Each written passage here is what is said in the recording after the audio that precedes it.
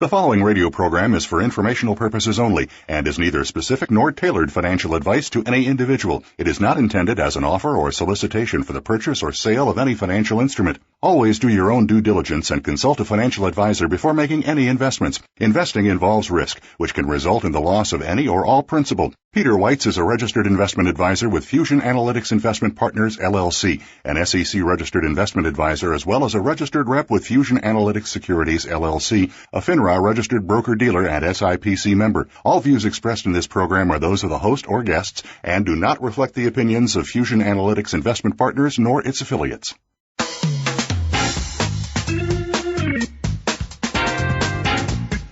Your investments. How secure are you that they are secure? Do you want to know more about investing, retirement, and moving to the next level in business? Welcome to In Black and Weitz, featuring host Peter Weitz. Our program will answer all of the questions about your future and so much more. It's all about smart business and smarter investing. Now, here is your host, Peter Weitz.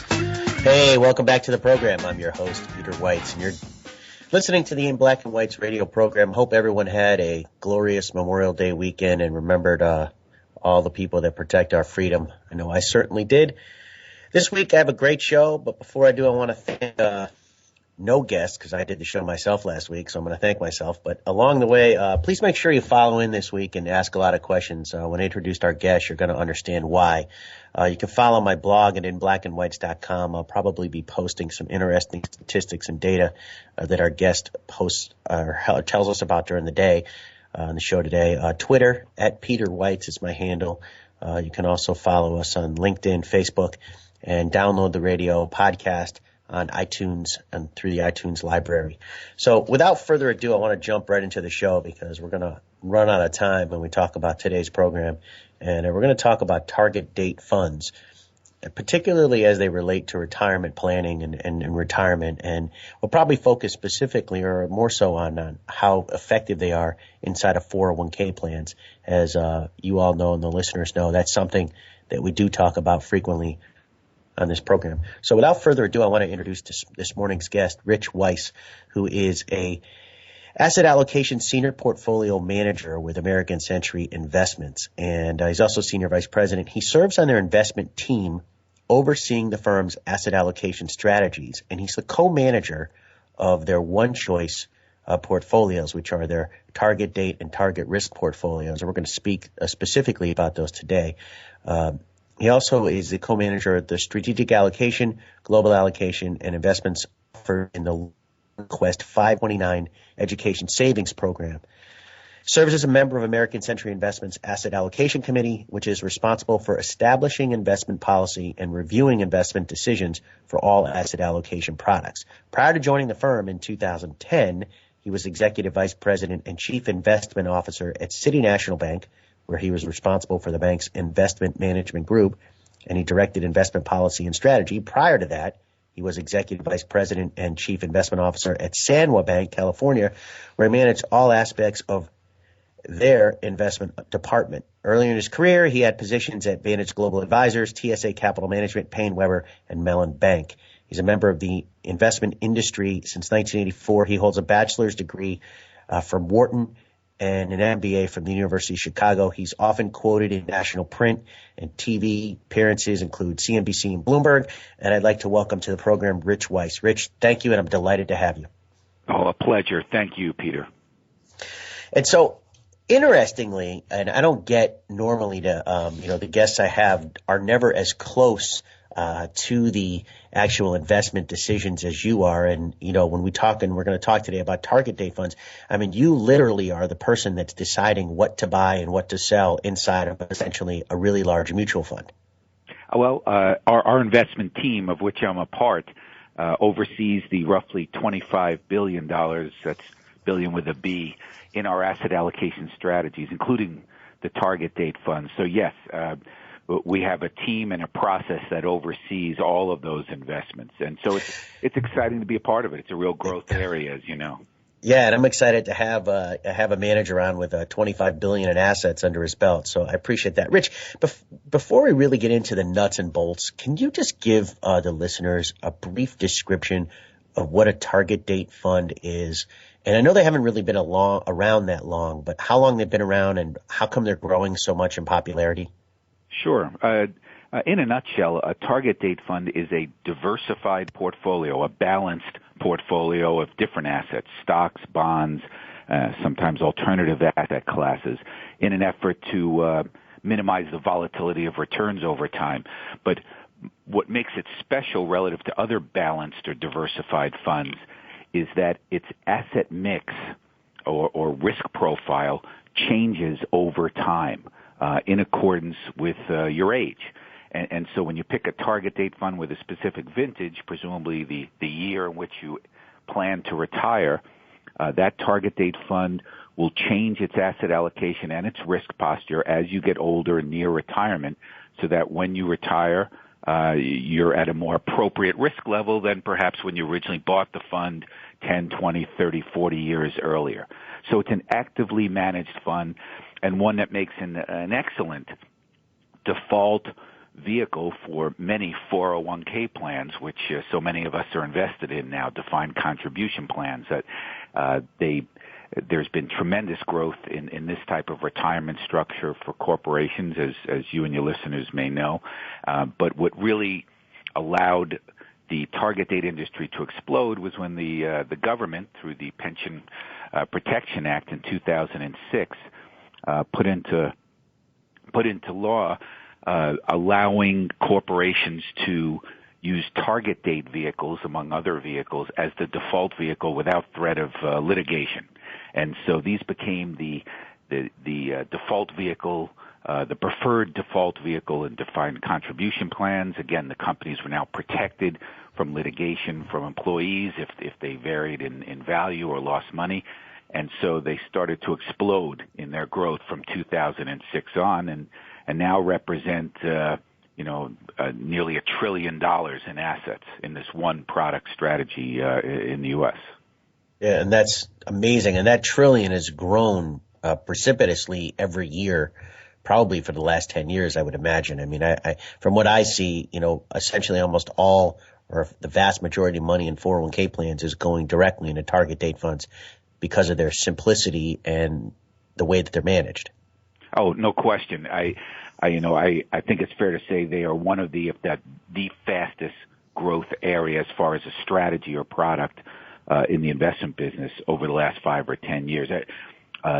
American Century, for example, we've shown over 50% growth annually from 2008 to 2013, according to the latest stats. And that's a little better than some of the top managers, but target date managers have grown on average in assets over 25% annualized over the last 5 years. It's unparalleled in the investment business because of this defined contribution explosion. Yeah. And what I see and when I'm out in the field speaking to the 401k users and 401k participants, the thing about it is it reminds me, and I'm sure you've heard this before, the old Ron Popeil saying, the set it and forget it, where, the professionals, the you and your team of managers that are overseeing the fund itself. And so it's very easy for someone to make sophisticated levels of investment without having a real large knowledge of the financial markets. I think that's the major draw, Peter. I think you hit it on the head. This is professional active management without needing the investor to actually get involved. It's why it makes it such a great choice for pension plans and defined contribution plans in particular, because the investor can start with a strategy like this and literally hold it for years, if not decades, and rest assured that it's being actively managed in accordance with their risk profile. So it's a set it and forget it in terms of the investor, but that certainly doesn't mean the investment managers like us and others aren't actively managing that process throughout. Right, and that's an interesting point, because obviously there's a number of principles I'm sure that you use as your roadmap to dictate how your strategy is built. And you mentioned in the beginning diversification, and I'm sure that diversification is really a big credo to the target date fund itself. It's one of the three pillars, I would say, of what target date funds are built upon. effective broad diversification. That doesn't mean throwing in everything, including the kitchen sink, but we all know that asset class returns, risks, and correlations are highly uncertain. And so broad asset coverage expands the sources of returns and helps to minimize the downside risk. But it's got to be done smartly and effectively. There are asset classes out there that may be helpful, but are too expensive for the average investor. On the other hand, there are some asset classes that are just faddish or trendy, and maybe are not should not be warranted to be included. But effective broad diversification is one of the keys for target date fund investing as a balanced fund. And so you mentioned that, you want to look at a broad diversification, but not throw in the kitchen sink. I mean, what is a reasonable mix inside of a target date fund of asset classes? Well, if you broke it down into the three major food groups, that's equities, fixed income, and other, or alternatives as they're known, you'll find a different mix according to what the target date vintage is or where you are in your life cycle. Presumably, the further dated the vintage, like a 2055 fund or a 2050 fund, would be more heavily invested in equities and or in alternatives relative to bonds. On the other hand, a 2015 fund, which is very near, for those investors, very near retirement, obviously, would be much more heavily invested in fixed income relative to equities and or alternatives. So it's a changing mix, depends on the provider, but there is a range you could expect. Typically, the furthest dated target date funds, the ones for the 25-year-old, 30-year-old investor to start, are somewhere between 80 and 100% in equities and alternatives, so the remainder in bonds. As you get to retirement and enter retirement, you'll see percent in equities more like 30 to 50%. So it ratchets down over one's lifetime. And presumably those dates are, those band of dates, that's when it starts to ratchet down. But I guess the question is, on let's say a 2050 fund versus a 2030 fund, how often do you make those tactical changes to the allocation? Is it annually, or is it every couple of years that ratchets it down? Oh, it varies across providers. American Century uses a quarterly process. So every quarter we're making sure that our asset class decisions are put in accordance with our investment policy and are ratcheted down along what's known as the glide path, which is the term used for this asset allocation that changes over a lifetime. But I think it's important also to remember that the active decisions within the stock and bond portfolios that make up the broader diversification, they're made every day. That's a continuous process. Right. So each quote holding, each asset class inside has a daily decision-making process, and then the overall allocation is done on a quarterly basis. For us, we roll Correct. down. Okay. Yes, exactly. Yeah, interesting. And so you get into, are there asset classes that that may fall out of favor and you might replace them with some other asset class? Oh, certainly. The asset class evaluation process is also a dynamic and continuous one, and we're constantly evaluating the landscape to see if there are any asset classes that have come into their own and possibly should be added. A good example of that for many is emerging market bonds. Now, American Century and our One Choice target date funds was an early adapter of emerging market equities.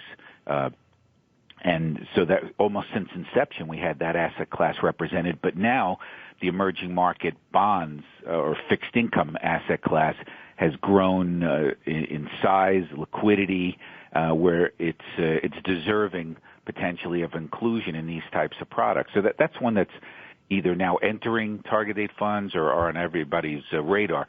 On the other hand, maybe to your point, a counterexample would be an asset class such as commodities.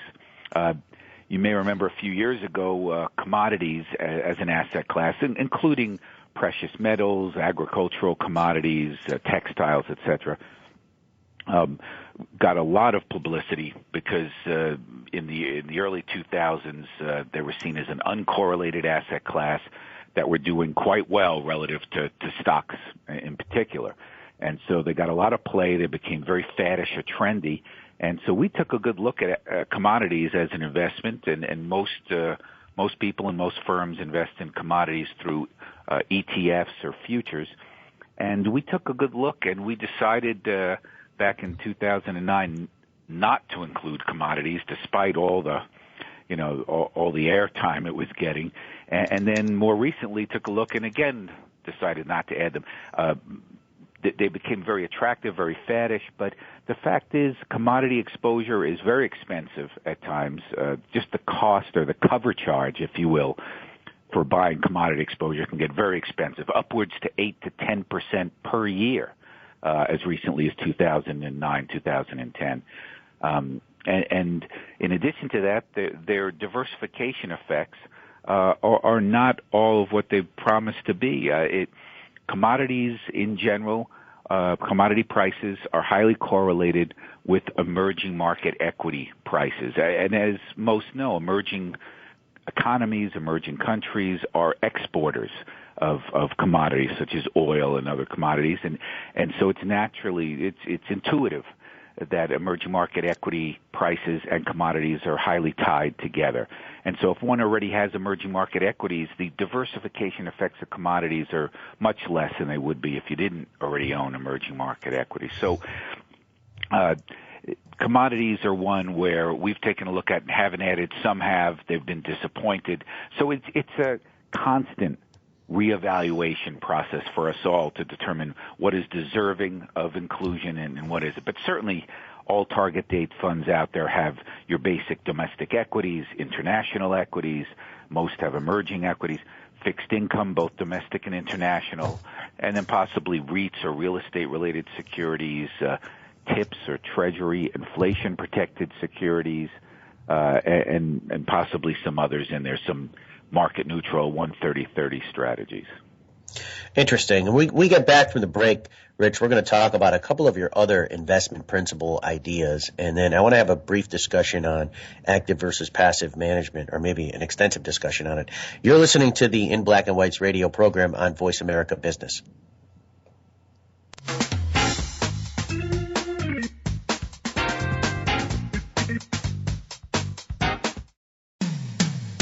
When it comes to business, you'll find the experts here. Voice America Business Network. Climbing Mount Everest is an amazing feat, and many have died trying to do so. However, more people have died descending Mount Everest than in reaching the summit. Part of the problem may be that people are so focused on reaching their objective that they fail to plan appropriately for what they will do or should be prepared for afterward. Similarly, people are so focused on saving for retirement and reaching retirement that they fail to plan appropriately for what they will encounter once they have actually retired. With 1 out of every 4 65-year-olds today living past the age of 90, you may be retired longer than you are actually working. Have you devised a plan, process, and discipline to ensure that you will not run out of money? If you are not sure what to do, then simply contact Peter Weitz and his retirement team at Fusion Analytics. We help manage human emotions using 3 proprietary investment techniques. Our job is to evaluate the forces that the typical investor can't see so that wealth is preserved and not lost. Find out more at inblackandweitz.com. Weitz is spelled W-E-I-T-Z. Email Peter at inblackandweitz.com. In Black and Weitz, we win by not losing. When it comes to business, you'll find the experts here. Voice America Business Network.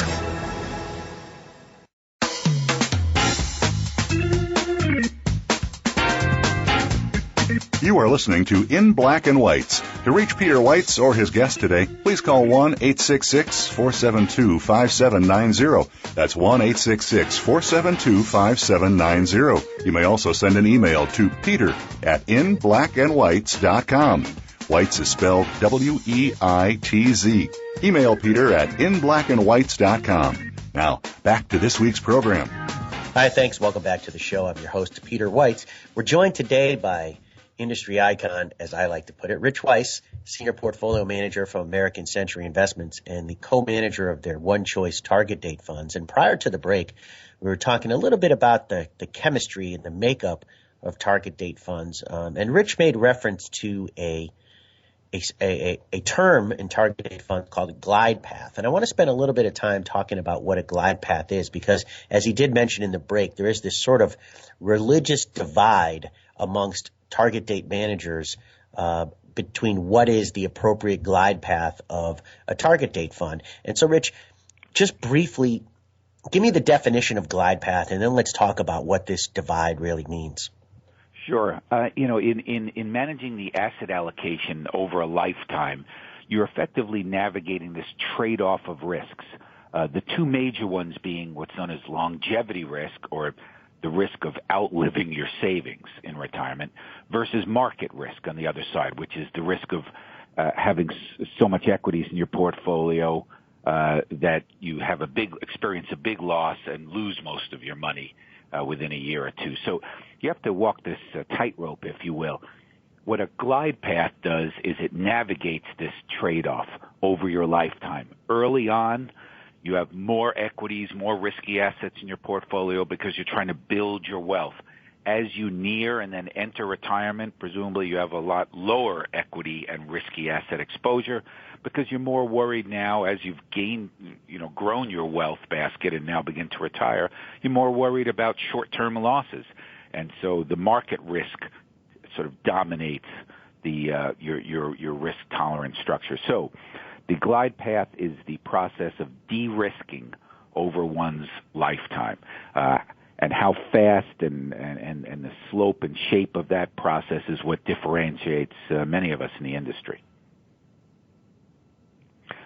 Interesting. So now so let's just compare and contrast sort of your style against someone with a longer, and there's this theory called to versus through as it gets into glide path. So let's first define really what that means.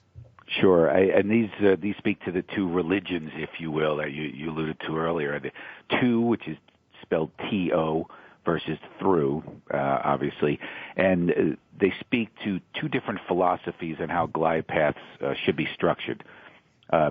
Very simply, the to, or T-O glide path, is one which decreases its risk and then reaches its minimum risk posture in the year of retirement, right? And the theory there is simply that participants face their maximum risk exposure on the day they retire in financial terms. And so you should minimize your risk posture, your equity and risky assets, in the years leading up to and by retirement date. So you manage the risk process to retirement date, and then that's where you reach your minimum risk and flatten out from there. On the other hand, the through designers of glide paths have a structure which is more linear in relation to age.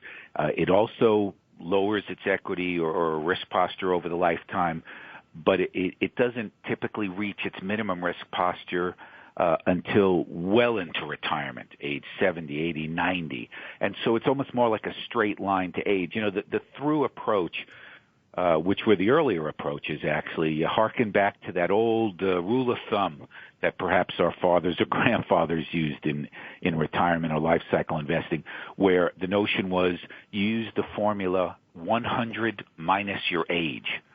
So, for example, if you're 20 years old, you take 100 minus your age, you get the number 80. That should be your equity exposure. As you grow older, you retire at 65, presumably. You take 100 minus that number. You should have 35% in equities. This rule of thumb, by the way, the through approach, I'm not sure how that really works. Once you get to reach 100, I guess you have 0% in equities. If you're lucky enough to live past 100, I suppose you short equities. I'm not sure what the formula tells you to do then, but this old rule of thumb is what really describes the through approach. And it made sense way back when, but the two approaches recognized a key facet in investing, not only in the academic research, but in the real world, and that is that risk tolerance and risk aversion is not linearly related simply to age. And Peter, I'm sure you know as well as I do many young investors who are highly risk averse. On the other hand, I know many older investors who are very risk-seeking and gambling in nature with their investments. So it's not just about age per se. It's more about wealth. And so as wealth builds up, wealth and age typically are highly correlated in your working years, but then when you retire, it shifts. You've built up your retirement kitty, and you now have to use it to spend for consumption over the next 10, 20, 30, 40 years in retirement. So your wealth declines. So this wealth mountain, if you will, is what really should determine your risk posture, not simply or naively age. And that's where the fight comes in between to versus through. The through approach simply looks at age to determine your risk posture. The to approaches recognize that it's age and wealth level that are the major or right determinants for asset allocation. And since I'm a proponent of the to approach versus the through approach, which has me aligned well with you, Rich, I think it's also easier to explain to an unsophisticated investor or someone that doesn't really take a big interest in the financial markets. I mean, if I tell you I'm managing your risk to the age or to the estimated date of you retire, I think they get that. And I think it's very similar in sort of the way you would manage a 529 account, I would presume. Exactly. It's exactly directly analogous, Peter. It's great observation because, as you may know, American Century is also the manager for a large state 529 plan, and they're very similar. Of course, the difference is simply the timing, the horizon. For a 529 plan, you have presumably 18 years to save, and then 4 years, or sometimes longer, over which that money gets spent down while the student is in college. On the other hand, for target date funds, you have presumably a 40-year wealth building horizon, and then hopefully, longer than 20 or 30 years in retirement. So it's just an expanded version of the 529 application. Yeah, and I definitely agree with that. Rich, we're going to take a quick break. When we get back, I want to have a discussion about active versus passive management and some of the nuances that are going on in that space. I think with some of the things that could be coming down the pike, it's going to be real interesting to hear your comments on that. We're going to take a quick break. You're listening to the In Black and Weitz radio program on Voice America Business.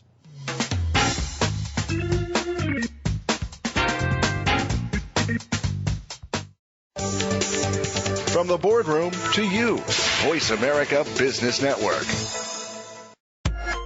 Climbing Mount Everest is an amazing feat, and many have died trying to do so. However, more people have died descending Mount Everest than in reaching the summit. Part of the problem may be that people are so focused on reaching their objective that they fail to plan appropriately for what they will do or should be prepared for afterward.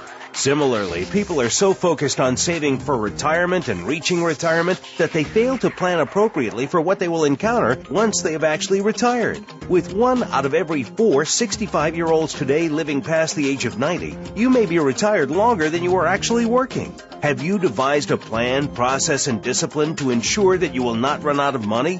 If you are not sure what to do, then simply contact Peter Weitz and his retirement team at Fusion Analytics. We help manage human emotions using 3 proprietary investment techniques. Our job is to evaluate the forces that the typical investor can't see so that wealth is preserved and not lost.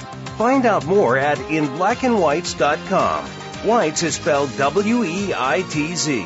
Email Peter at inblackandweitz.com. In Black and Weitz, we win by not losing. Voice America Business Network, the bottom line in business.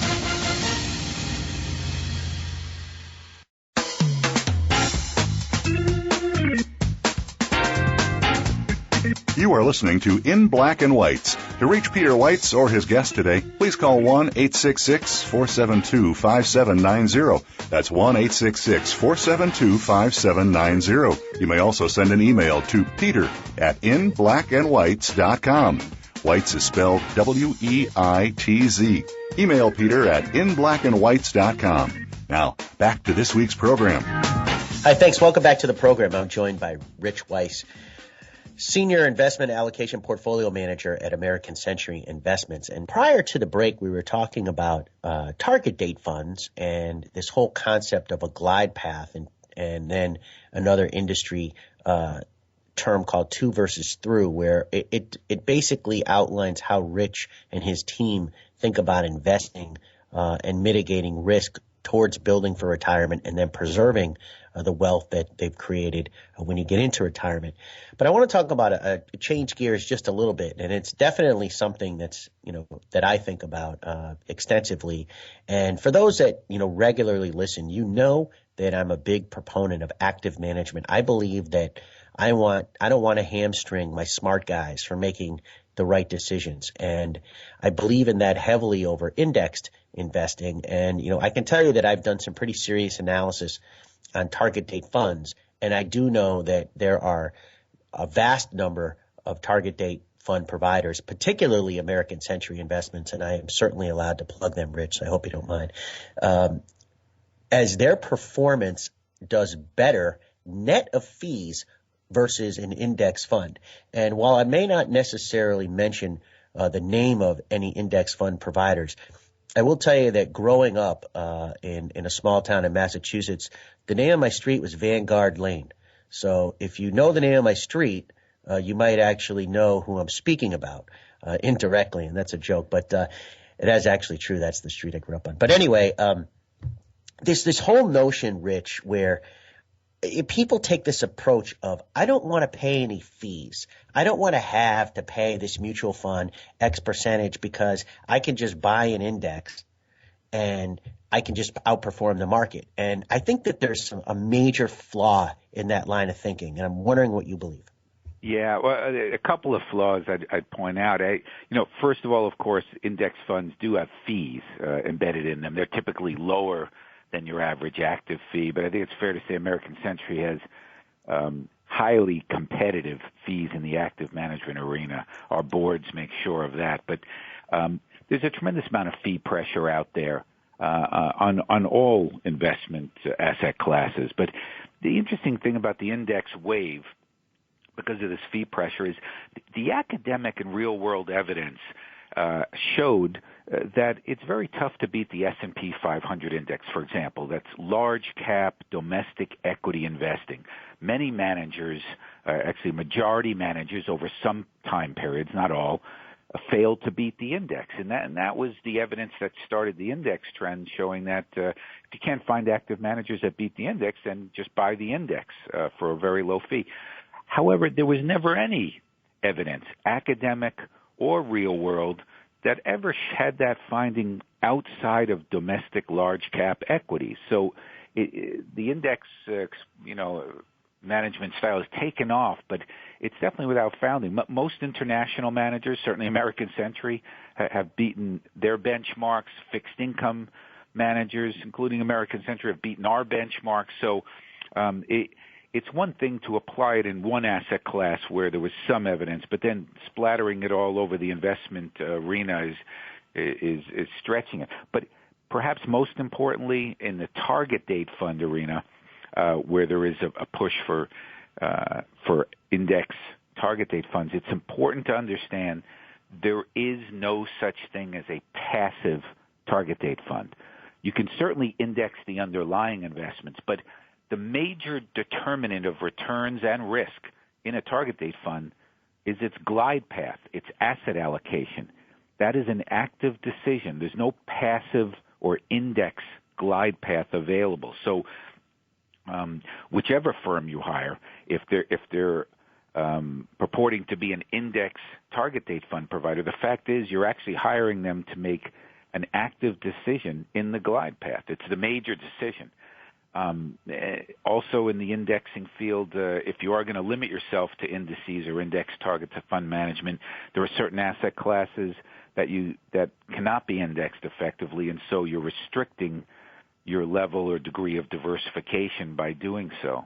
The interesting facet is that the investment business is an interesting one, as we both know, Peter. It's one of the few service industries where some are so focused myopically on fees as the major determinant of how they select their provider. I mean, most people, certainly I wouldn't pick a heart surgeon by canvassing for who has the lowest fee. I wouldn't even pick a barber that way. So I'm not sure why people, flock to that in the investment business. As you said, though, the asset test is this. The proof is in the pudding. Net after fee returns are what should be compared. And American Century, for one, shows very well against the index providers of target date funds. And that's the bottom line, after all. It's not how much you're paying, but what are you getting for what you're paying?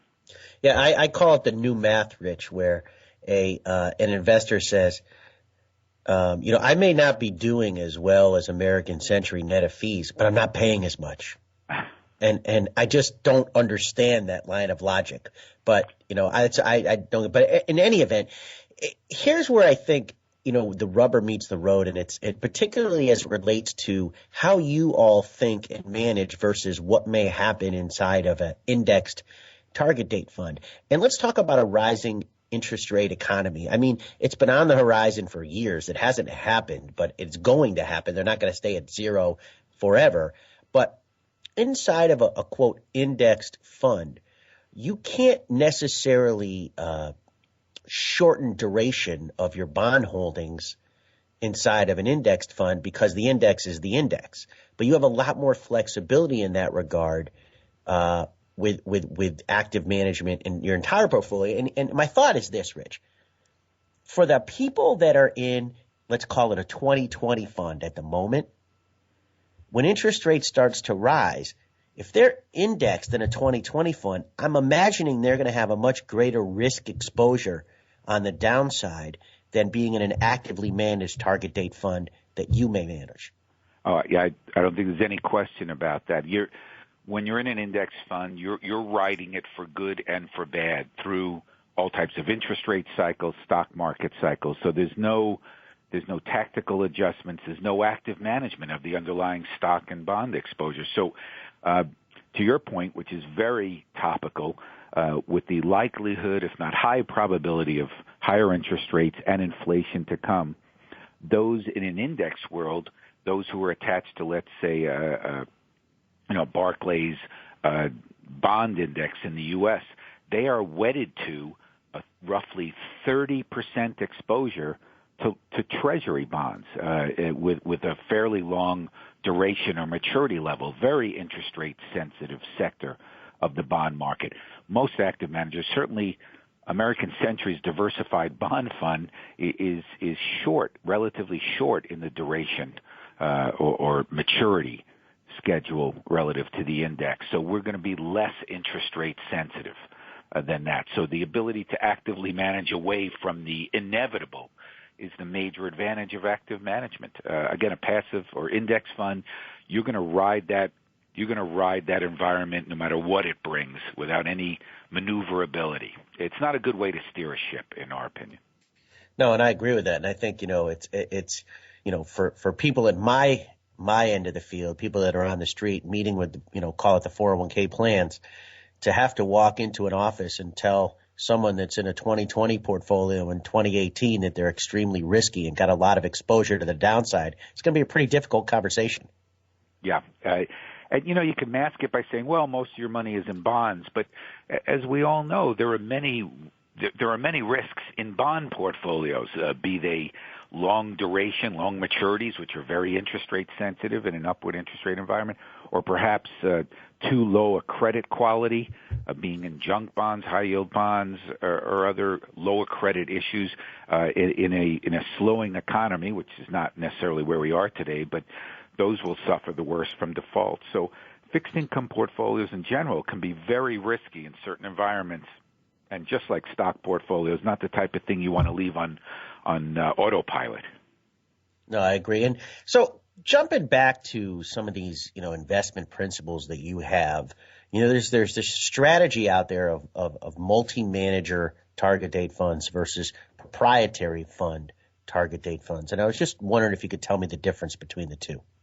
Sure. There's this characteristic of target date fund providers, multi-manager or what are known as best of breed, how they market themselves, versus proprietary shops, as American Century is. And very simply what this refers to is the managers you use within your structure, whether it's all managed under your umbrella or whether you go out and pick managers who you may not be affiliated with or own.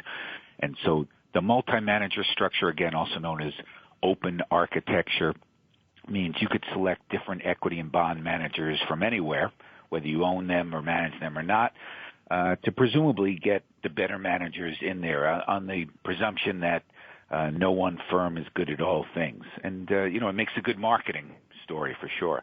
On the other hand, the proprietary, or what are known pejoratively as the closed architectures, I back away from that name because closed has such a negative connotation, and sort of intimates closed-minded or closed off emotionally, something I get enough from at home from my wife. I don't need it in the professional field. But so proprietary or closed architectures are those which directly oversee the managers, such as American Century, and so we have a much tighter control and oversight of the risk posture, the overlap, the turnover, and transaction costs. So there's a sales or marketing argument to be made for and against either of these approaches. I think perhaps one of the most important points to make about this distinction in architecture or nomenclature, multi-manager versus proprietary, is that the research shows, and it's not our research, so Morningstar does a study every year or so comparing the returns and risk of target date fund providers that are open versus closed or multi-manager versus proprietary, and there is no difference in the returns. There's no way to determine ahead of time whether closed or open is the better manager. It really depends on the manager itself. The research simply shows that some proprietary managers, like American Century, are better than some multi-managers. And on the other hand, some multi-managers are better than some proprietary managers. So it's descriptive, but it's not predictive in terms of target date funds. And I, to me, it just seems that if I was, as me being an investment advisor, looking at a multi-manager approach, I would argue that there's probably there has to be a conflict of interest there. I mean, which manager decides who gets what percentage of allocation? I mean, I would want all the money for myself. I guess so. One would think that. I mean, clearly we have fiduciary responsibilities to make the choices that are in the best interest of the shareholders and the investors. But there are all sorts of advantages and disadvantages to each approach, And again, if I were a salesman, which I'm not, or a marketer, I could probably make those claims eloquently. But there are advantages and disadvantages to both. Again, the important point is they don't bear out in the numbers. There's no difference in how they perform. It's really up to the individual manager. The open architecture multi-manager platforms known as best in breed presumably find the best managers out there.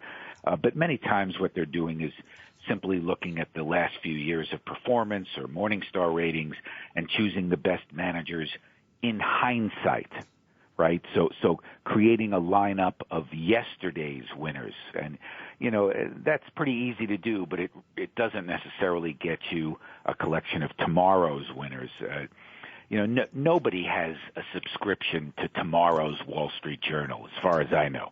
And so that's the key here, is trying to find a group of managers that works best as a team. And that's a key part of asset allocation and target date fund investing. It's not necessarily that you have to get the best manager in every asset class. It's you have to put together a team that works well together so it smooths out the volatility of returns over time. And I'm sure there's a great analogy here somewhere to a sport like basketball, an all-star team. You don't want a team of all shooters, right? You need the passers, the playmakers, the dribblers. That's the idea behind building an effective target date fund. And it's easier to do when you're a proprietary manager like American Century because you have direct control and oversight of everything that goes into each of the portfolios. So you can make that, mixing metaphors here, you can make that soup taste better when you have control of all the ingredients. And that's an interesting point. Rich, we're going to take a quick break. We'll be back in just a moment. You're listening to the In Black and Weitz radio program on Voice America Business.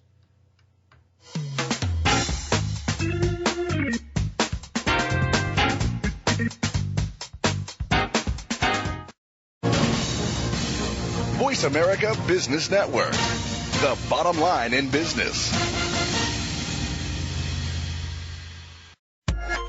Climbing Mount Everest is an amazing feat, and many have died trying to do so. However, more people have died descending Mount Everest than in reaching the summit. Part of the problem may be that people are so focused on reaching their objective that they fail to plan appropriately for what they will do or should be prepared for afterward. Similarly, people are so focused on saving for retirement and reaching retirement that they fail to plan appropriately for what they will encounter once they have actually retired. With 1 out of every 4 65-year-olds today living past the age of 90, you may be retired longer than you are actually working. Have you devised a plan, process, and discipline to ensure that you will not run out of money?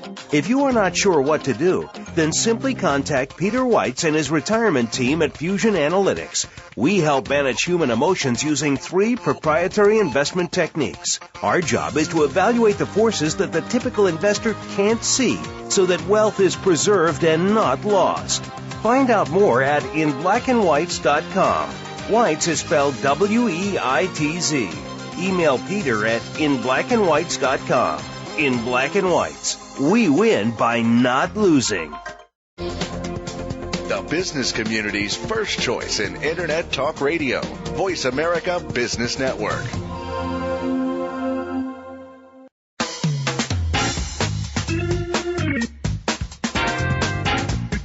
You are listening to In Black and Weitz. To reach Peter Weitz or his guest today, please call 1-866-472-5790. That's 1-866-472-5790. You may also send an email to peter at inblackandweitz.com. Weitz is spelled W-E-I-T-Z.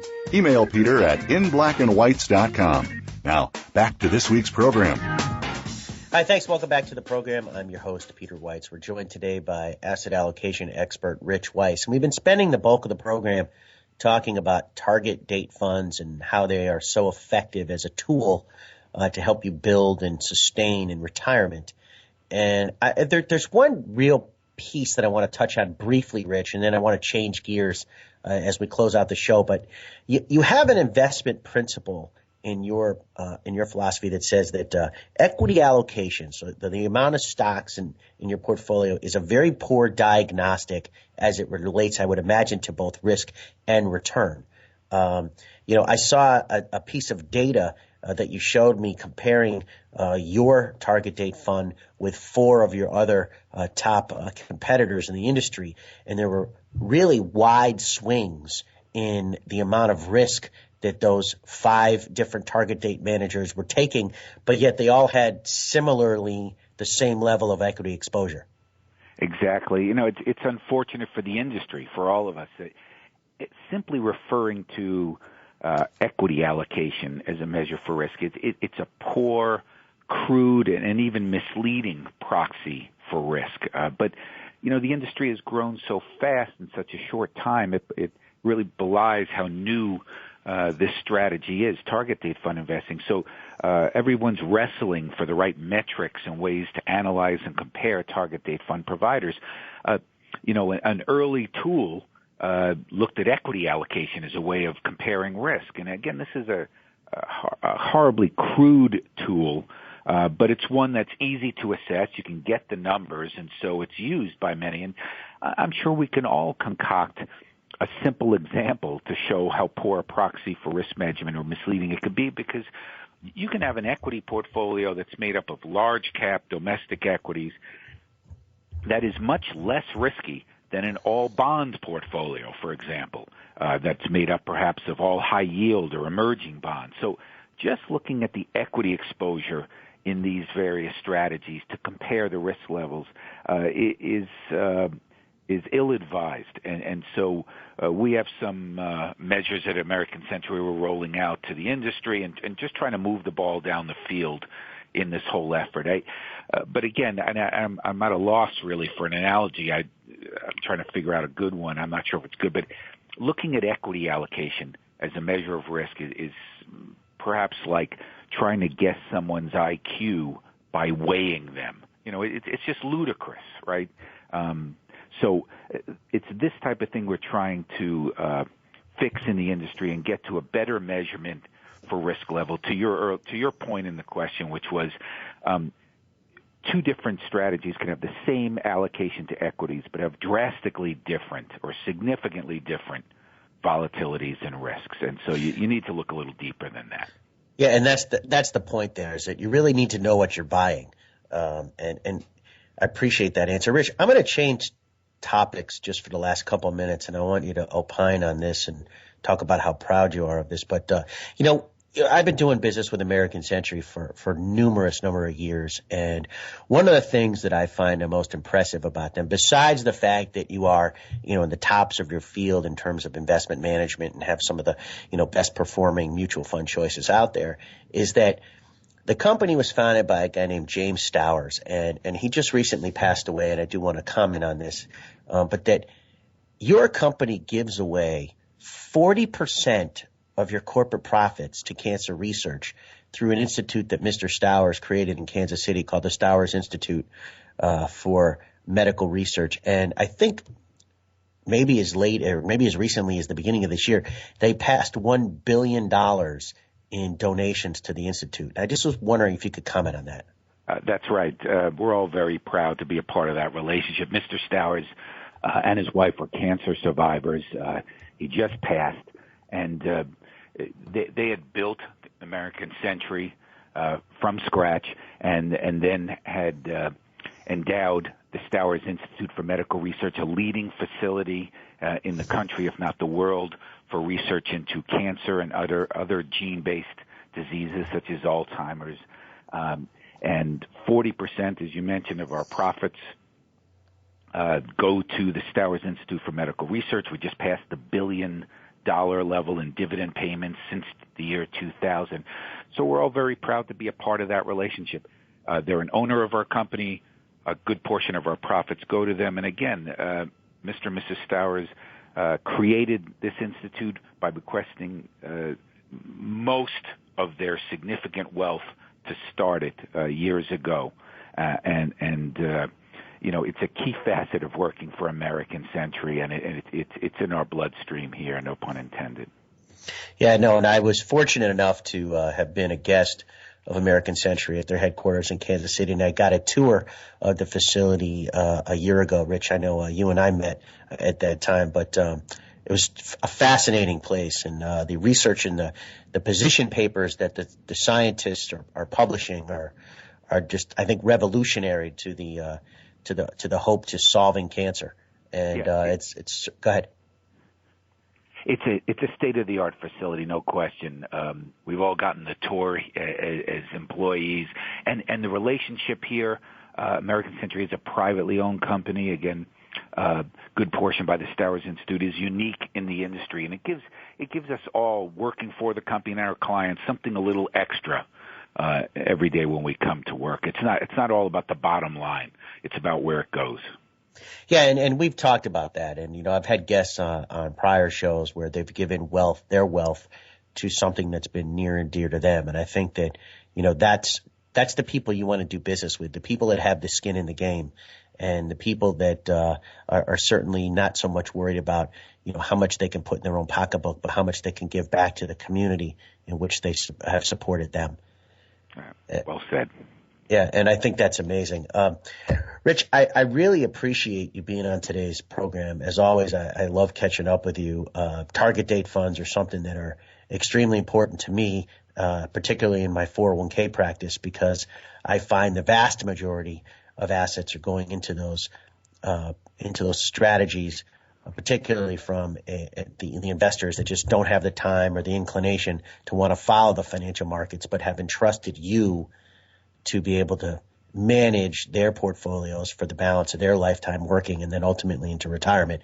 And I think it's a pretty noble job for you to have, because it's not simply just bean counting, but it's, in deciding what stock or what bond to buy or sell, but yet you have this responsibility of making sure that people grow their wealth and are able to preserve their wealth in a retirement. I think that's just a great position and an unbelievable job and responsibility to have.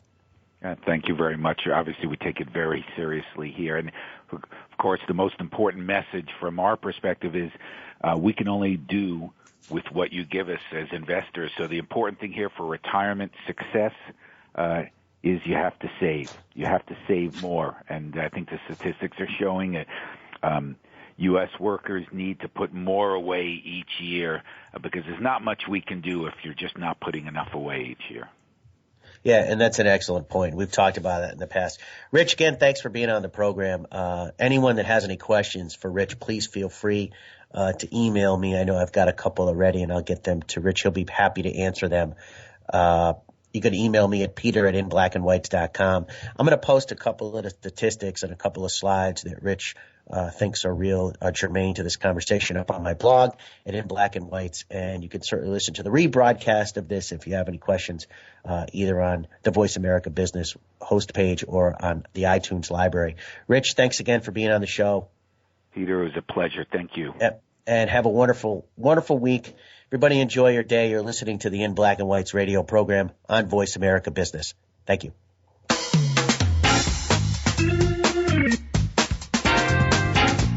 Thank you again for tuning in to In Black and Weitz.